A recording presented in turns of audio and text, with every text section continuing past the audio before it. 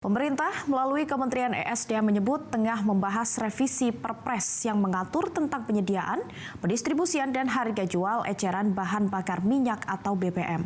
Dalam revisi tersebut akan tersedia secara rinci kelompok masyarakat yang boleh mengkonsumsi BBM bersubsidi baik Pertalite maupun solar. Menteri ESDM Arifin Tasrif menyebutkan dengan revisi dari Perpres nomor 191 tahun 2014 tersebut, penerima BBM bersubsidi akan dirinci secara gamblang. Dengan demikian diharapkan subsidi BBM akan lebih tepat sasaran.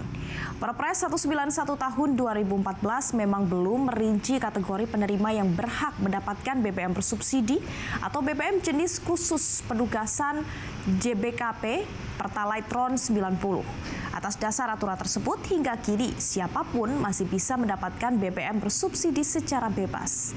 Arifin menyebut revisi Perpres tersebut ditargetkan harus bisa selesai dalam waktu dekat dan mulai diimplementasikan pada tahun 2024 ini, setidaknya pada kuartal kedua.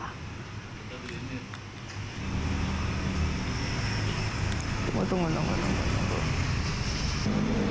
Jelajahi cara baru mendapatkan informasi. Download Metro TV Extend sekarang.